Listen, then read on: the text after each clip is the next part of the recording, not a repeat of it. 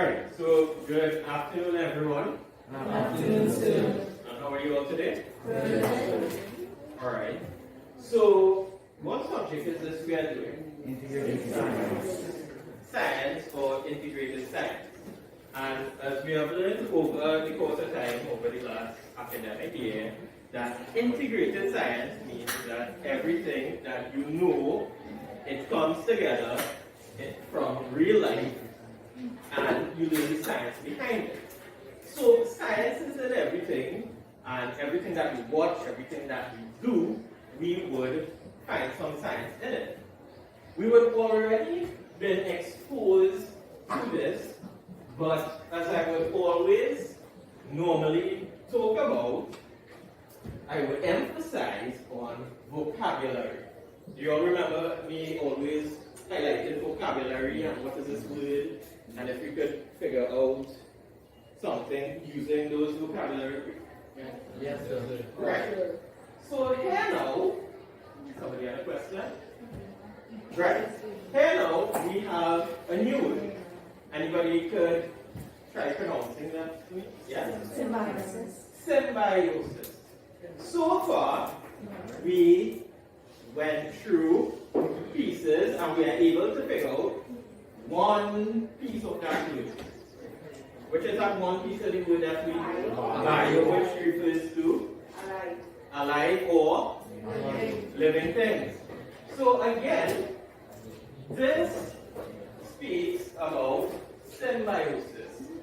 You would hear symbiotic relationship. Right. So have a look at this picture. Anybody? Finding Nemo, right? You all familiar with that movie? Yes, sir. Right. Anybody can tell me Nemo and his dad, what type of fish they were? Clownfish. And what was their home? Coral reef. The actual thing they actually lived in, you all can, and I think they had a problem pronouncing it.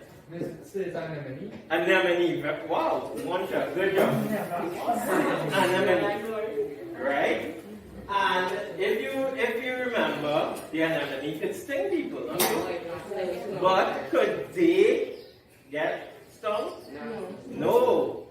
And they were, if you notice, they would be able to live there, but if they are able to be protected from it. And others will get stung. That means it benefits them to live there, right? Yes, sir. And what about the anemone? What do you think about that? It's alive, not so? Yes, sir. Right? So that means it has to get something out of that. It could be good or it could be bad. So what we have here is something called symbiosis. And Nemo, this movie had a lot of those things and a lot of these biological principles implied. So here now, we come with the term symbiosis. And symbiosis simply means a pair of organisms in a close living association with one another. So let's think about this. Can we have a little more focus on this table, please? Right. Think about now. I'm going to travel home this evening, and I sit next to someone in the taxi, say good afternoon, and we drop out. Would that relationship, as two individuals, would that relationship be a short term or something long term? Short is just right there today and whatever. But think about now your classmates. Compare that to the guy in the who traveled with us this evening in the taxi. Long term, everybody agree? Right. So let's think about this now. Sometimes you would have really, really close friends, not so? Yeah? And it doesn't have to be in the class, generally. And sometimes you have really close friends, and then sometimes what? Fake friends. Right? Some people say fake friends. Right? And then it has some people you just know, right? You all agree? They just have some people, it's like, yeah, we're cool, we're not cool, it don't make a difference really. Right? This is the teenage life right now, not so? Yes, sir. Right. So too, when we're looking at symbiosis, we are looking at a relationship between, and how many individuals are said just now? Two organisms in a long-term living association. Right? And now, one thing, what we're going to do when we have a whole set of things, what we normally do? Break down up into pieces, sections, or groups. Very good. So good job, thanks guys. Right. So here now we have a picture of the Nemo and his dad, and this is their anemone home. So that's just for you to look at and just remember what's going on from the movie. Right. So now that we have an idea of symbiosis, let's just recap that again. What could we remember from symbiosis? What it is? Yes?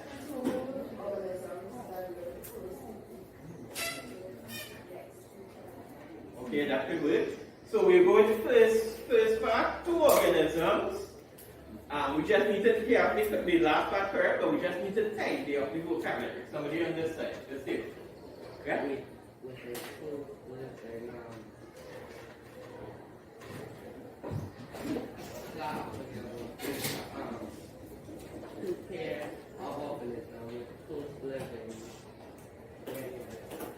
Alright.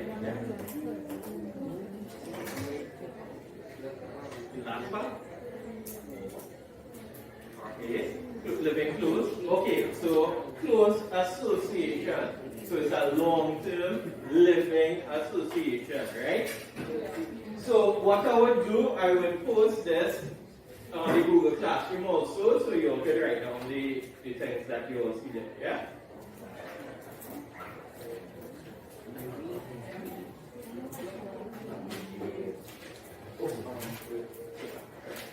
Alright, so let's just have a look at this video here, but before we continue, let me see hands hold clear on general term of symbiosis. Raise your hand if you're clear on what symbiosis is. Okay, nice. Put your hands down. Correct.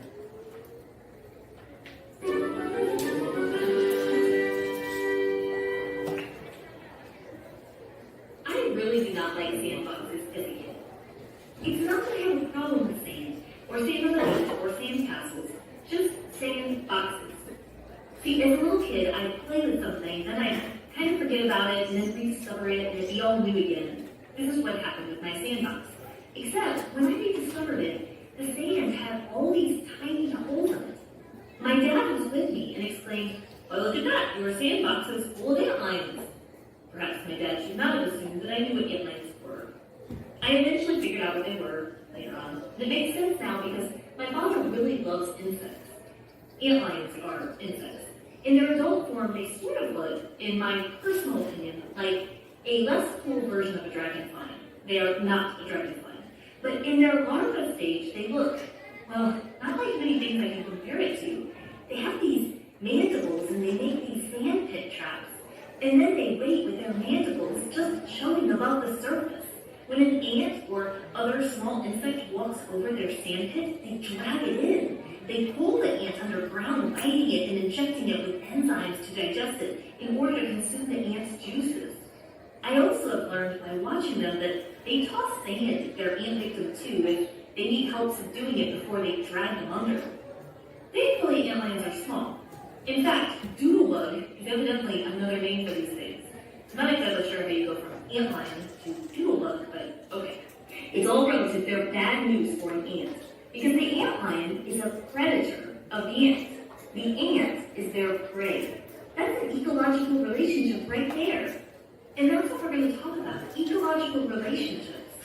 Typically, if we were to graph the predator and prey populations in our example, when the population of ants in this confined area increase, it is likely that the antlions, which are the predators, also will increase over time because they have more food to eat. However, if the antlions increase too much, there won't be enough ants, which are the prey. Right. Right, before we continue there, what we have to understand is that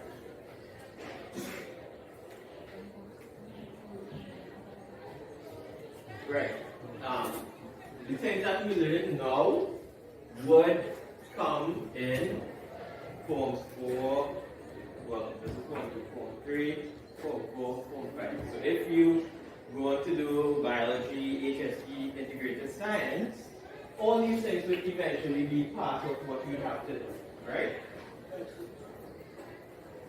Increase over time because they have more food to eat. However, if the antlions increase too much, there won't be enough ants, which are the prey, to feed on. So the antlions will decrease. So here you are seeing that we have relationships between organisms due to feeding, right?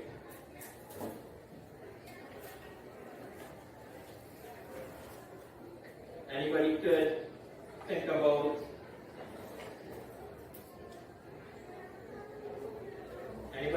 about what else could carry out this predator-prey relationship? So here we learn about one hunting the other. You all saw that? How you would set a trap and hunt and eat the other one. You all saw that? What else do you know hunts for food? A lion. And what would a lion hunt to eat? A deer. Very good. Yeah. Seagulls also going what? Right. Seagulls get some fish. Gazelle. What they would eat? What would the gazelle? The lion will eat the gazelles. Very good. When you're answering this question, you have to say which one is the predator, the one doing the hunting, and the prey, which is being hunted. The biology and fish too.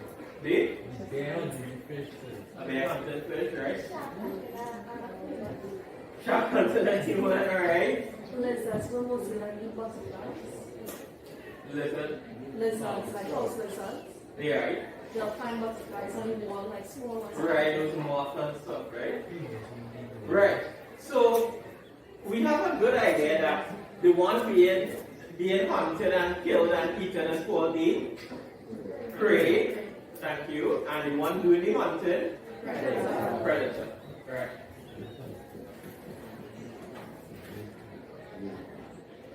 In most ecosystems, predator and prey graphs go up and down frequently. It cycles. Also, just because this antlion is a predator doesn't mean that this is the only role it plays. An antlion can get eaten by a bird. Now the antlion has just become the bird's prey. Competition is also another relationship to consider. Antlions are consumers, which means they have to eat other things. They can't make their own food. They have to compete with other antlions for this food too. This food being their prey, the ants. This example shows competition for a limiting biotic factor. So we said competition. You know, everybody see races, not so? Olympics and stuff. So say we have a 100-meter race. Would everybody get gold?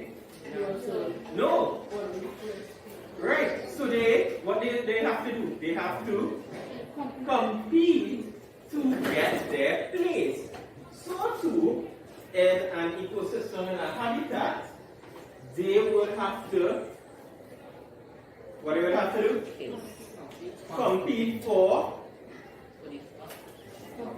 in this case, for the prey or food. Very good. And they're not just competing with other antlions for this biotic factor. They may have to compete with completely different species in the area that are also predators and ants too.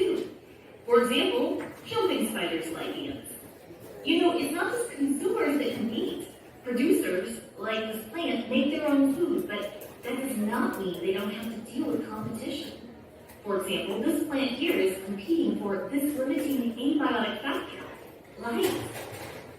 Symbiotic relationships are specific types of relationships where different species live together. Parasitism is an example of a symbiotic relationship where one organism benefits and the other is harmed. An example? Well, you know, I love dogs. Petunia is the cat person. When my family took in our rescue dog, How many people have cats or dogs here? Right? Yes, Cats and dogs. I'm Cats and dogs. And when they play bush and outside with other dogs and things, what do they usually get? Ticks. Fleas and ticks and all kind of thing. Is that a good thing or bad thing? Bad thing. They could get sick. So you will actually know all this already. It's just literally scientific terms. Let's continue. she was 4 months old at the time. We learned from the vet that she would need to be treated for fleas and hookworms. We were able to give her medicine to treat these parasites. A good thing because these parasites can hurt the dog by feeding on their blood. A parasite is an organism that gets its nutrients from another organism and causes harm to its host. They can live inside or on their host. Mutualism is an example of a symbiotic relationship where both organisms involve benefit. You really need to look up a video about acacia ants and acacia trees because this is a fascinating example. See, some species of acacia trees form these hollow thorns which provide housing to acacia ants. Some species even provide nectar or food for these ants. So, what does this tree get in return? Protection. I hate to be a type of consumer that eats acacia trees because if it has acacia ants, the ants will come out of the thorns and attack the consumer. They'll even destroy plants that try to grow close to the acacia tree so that ants can eliminate the tree's competition. Nice mutual relationship between the acacia tree and the acacia ant. The last symbiotic relationship we mentioned is commensalism. This one's interesting because in this relationship, one organism benefits and the other is neither helped nor harmed. It has a neutral effect. Some species of barnacles and whales are a great example. Many barnacle species can attack. So remember we said when it has people in your class that you're not friends with, but you have no feelings, so no bad blood or anything, it's just there. Right. So you have no benefit, no harm. So too in the environment, you will have relationships just like that. Attach themselves to moving things, like a boat or a whale. On a free whale ride, the barnacles get a lot of access to food since they are filter feeders, and the whale may travel to nutrient-rich waters. In this particular example, the barnacles benefit, but neither help nor harm the whale, so this would be commensalism. But I do like to remind my students that sometimes there's more to the story with a relationship labeled as commensalism. And sometimes what we thought was a completely neutral effect may not always be in every case. So why do all these relationships matter anyway? Well, one reason is that these interactions can make significant impacts on populations of different species living together. That means if the population of a certain species is threatened by human activity, for example, it can affect more than just that one species. Right. So that will actually, the next part of that, we'll go into that in details in Form 3. So we learned of 3 types of symbiotic relationships. Parasitism. What are the other 2? On there? Mutualism and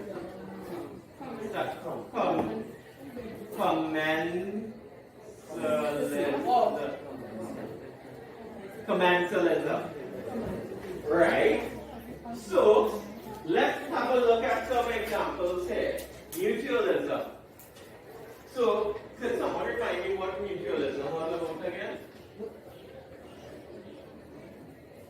Who benefited, who not benefited, that's what both of them benefited. Very good. Does this look familiar? You ever saw this somewhere in the ground or anywhere? Yes.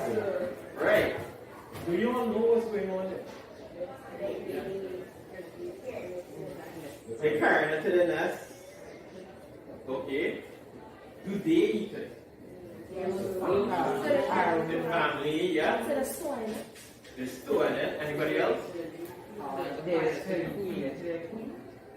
Okay. Carry for the queen. So here what's going on. When you see that going on there, you actually see, you want to know what's your relationship, mutualism. Where's the other person who benefits in it? It can't be the tree because clearly they're killing the tree there, not so? What would take place, those ants, the cutting ants, would carry those tree pieces back to there, as a few of them said just now, to the nest. And what would happen in the nest? We have fungi and some microbes. And the fungi and microbes, they would break down the fruit, those leaves, and eat them. They would get food. And they would eventually get food from the fungi. So, it's a mutualistic relationship because how many of them benefited? Both of them. Two. Very good. Right. Commensalism. Again. Can someone remind me about commensalism again? One benefits and okay, one doesn't have any problems. Is it harmed? Yeah, what? No. So what are we seeing here? Can someone tell me what we are seeing here? Remora and shark. Somebody on that side. Does this look familiar to you, this picture? Yes, sir. Right? Yeah. Remora, clean the shark. Okay. Do you think the shark needs the remoras on them? Yeah? Doesn't matter if the remoras on them do what to hit, right? Think about it. But for sure, the remora getting what? Food and protection. Very good. So if you really think that the shark is being bothered if they're there, no? No, so it's commensalism. Right. This is a common one. If we look outside right now, what are we seeing there? Vines on a tree. And right now, if we all stand, you can see the same exact thing in our environment right here. Look at that beautiful tree with the pink flowers, and look at it covered with vines. So everybody stand up, we're getting a real example here.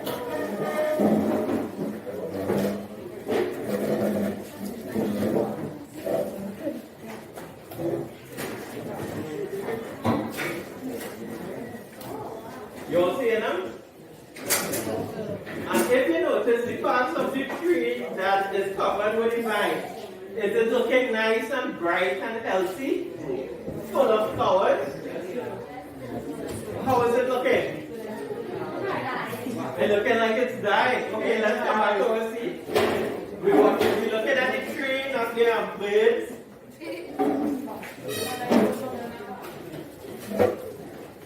Alright. So we agree that the tree looking like is that everybody agrees? Right.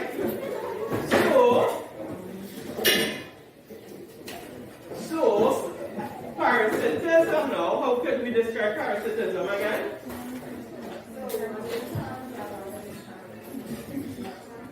What is that? Somebody coming back this time? Somebody coming back this time? Parasitism?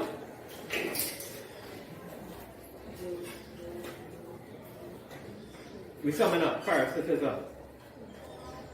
Either here or there.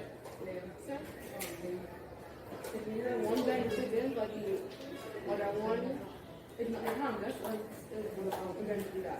Alright, so very good. So, one benefited, which one benefited? The para. What's the name? The para.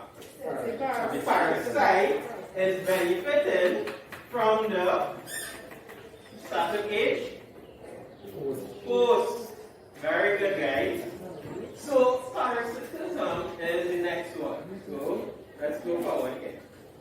So, we have a very simple group activity. This is group 1.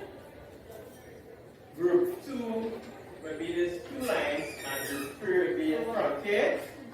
I want you all to come up with 2 examples of group 1 doing mutualism, group 2 doing commensalism, group 3 doing parasitism.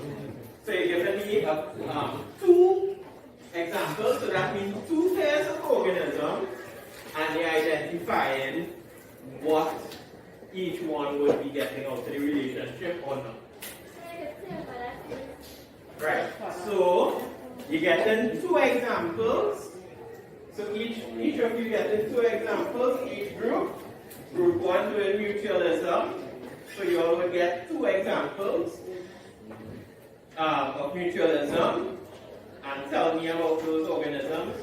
Back group, you're doing commensalism. Front group doing parasitism.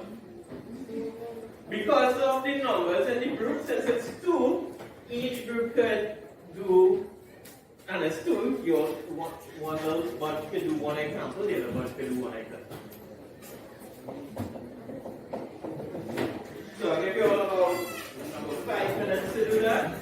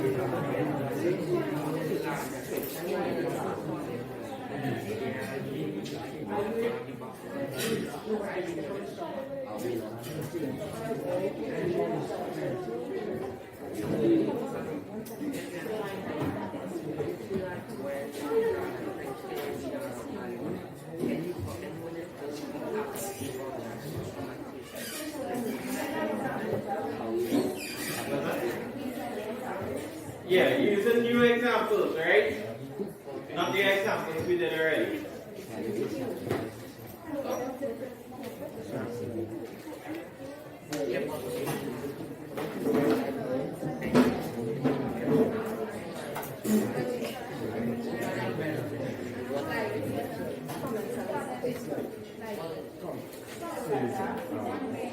Yeah. 2 pairs of organisms.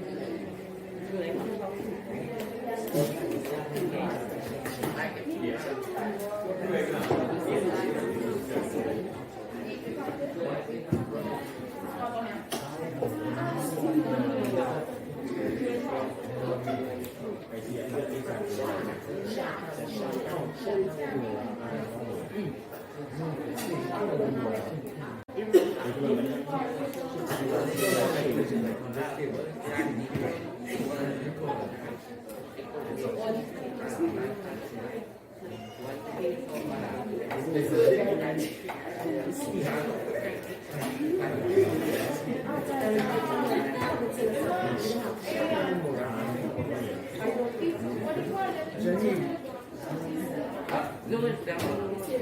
We are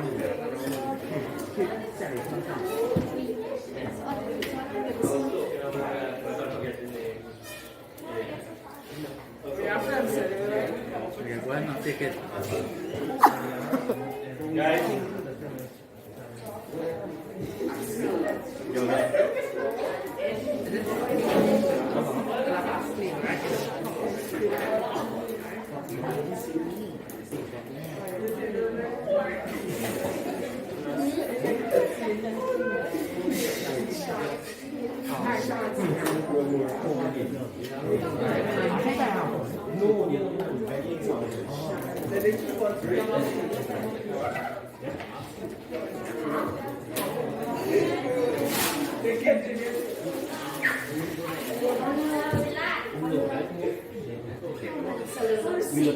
Remember, just excuse. Remember, when these symbiotic relationships, it's long-term relationships, right? So we don't wanna end up having a feeding relationship. We're looking at a symbiotic. So remember, the feeding relationships would be the short-term, this eat that, something like that. The symbiotic would be over a long period of time. That's the one what we do the examples of.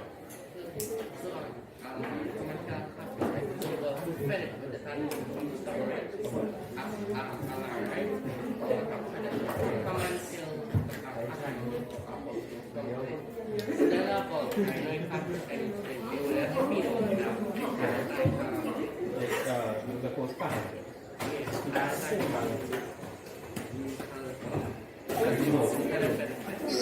Okay, we're not looking at feeding right? We're looking at long term. The example we are giving, like when we talk about the trap or there's a long term that we like throw the water.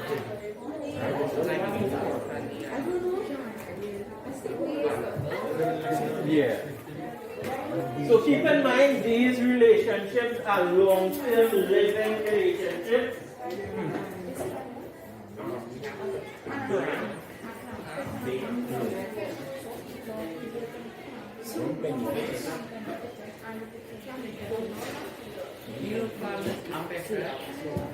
So remember, we want to focus on long-term living relationships.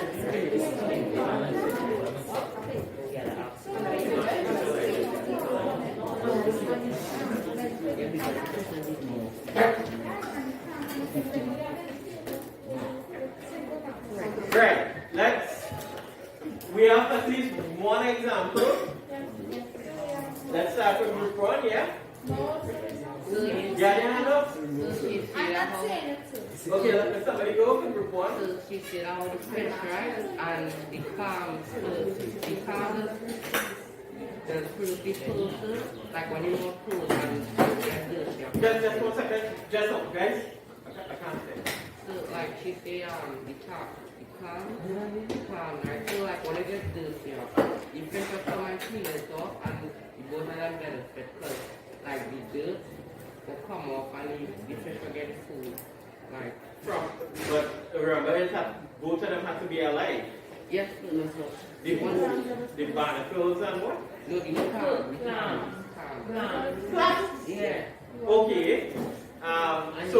So the example is plants and the fish, right? No, clams. Clams. So the one that was produced. Right. Clams. Right. So she said how fish the dirt off the farm, so what can I benefit because the clam get food and the fish get food. Fish. Alright. Fish is good. Okay. Alright. That sounds good. We used to have Yeah, go ahead. Okay. So what like cheese, when the seasons change, most of the time it's probably not going to affect the tree anymore. So we have a mutual relationship. You're doing one benefiting and one not benefiting. So guys, listen up. So in working this problem, we have to look at 2 organisms. So we have to identify the 2 organisms, make sure it's long term, like over their lifetime, and then we discuss which one does what, which one does the other, right? Yeah. So what else? when the seasons for trees change and leaves fall off or change, it's not like a mutual relationship now. What are the organisms? The trees and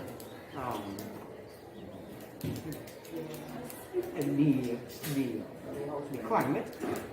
Climate is not alike. There's no organism. It's between two organisms. Anything else? Yeah. That's okay. Humans are trees, right? Human and Humans are trees. When we cut down a tree, so like we're going to make more paper, we benefit it because we get something from it. But the trees not benefit because we will get less on would it be a long-term relationship? When we say tree, right? And this is the normal thing that we have to look at. It is the relationship between us and the tree. So it's not trees in general. So think about us and a particular tree. So if you think about us, like my near top, at the back of my house, it's a mango tree. You know, it's a long term. It's between individuals and generalized to the species. You all understand that? Any clearer? Yeah. Is it becoming clearer a little bit more and more? And parasitism. What we have for parasitism here? So what benefits the other one again or either die? Right? One benefits and the other is harm or dies. What are the answers?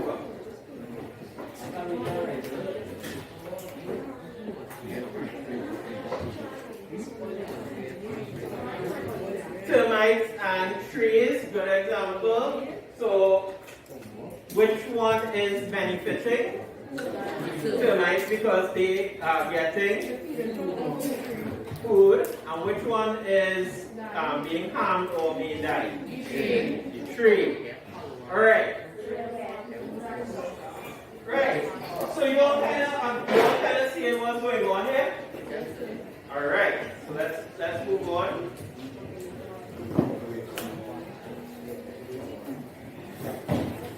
Alright, you all remember the activity from when we were online? Okay, so we just have a couple minutes, so let's pay attention, please. Everybody.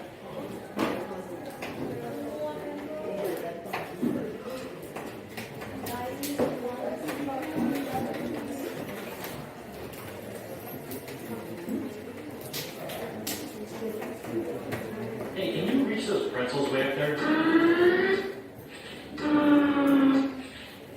Thanks. What do I do without you? Dear Tim and Moby, what's up with those birds that hang out in the crocodile's mouth? From Benson.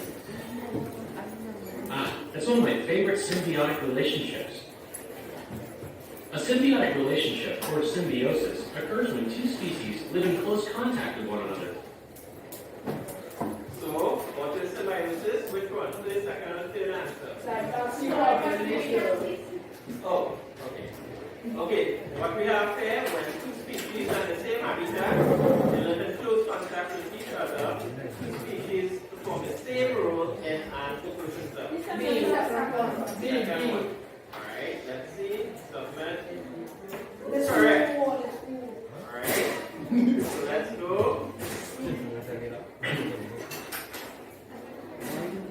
There are three main categories of symbiosis, distinguished by whether the relationship is harmful or helpful to one or both of the species. Mutualism is a symbiotic relationship that benefits both species. Right. What is mutualism? First answer, relationship that harms both, relationship that benefits both, a relationship that benefits B. Let's see if that's correct. Yes, it is. Those crocodile birds, Egyptian plovers, are an example of mutualism. According to legend, they hang out in crocodiles' mouths to pick food from their teeth. It's a living. The plover gets to eat, and the crocodile gets its teeth cleaned. Before you get all squeamish about mutualism, you should know that I'm a living example of mutual symbiosis. Inside my intestines, bacteria are helping me digest my food.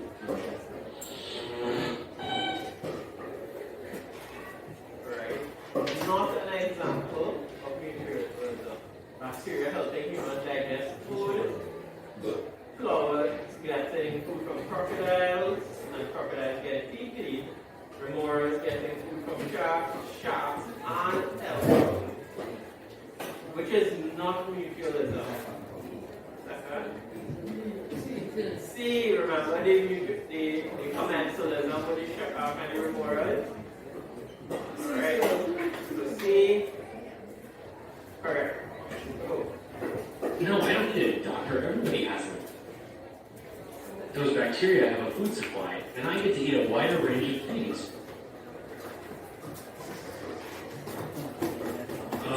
Not all types of symbiosis are beneficial. What might happen is we didn't have bacteria in our intestine. Not being able to go through the bathroom, digest certain foods, digesting less often, viruses and parasites may be able to invade our digestive system. B, C, D, A, Come on. Okay, all those who say A, raise hand. B and C. Okay, B is the majority. Let's see.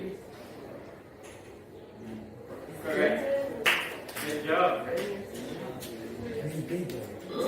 In parasitism, one species grows stronger by harming another species.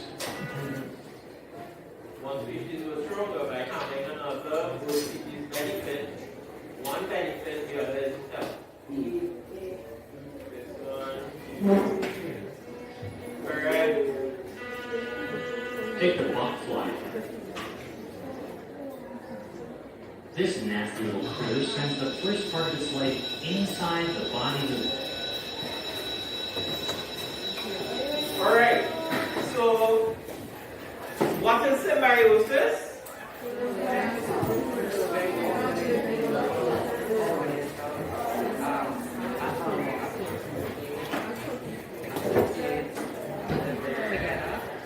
Alright, thank you. I know how many types of symbiotic relationships we have? Three. First one is mutualism, parasitism, and mutualism. Alright, have a good day, guys. Reach home safe.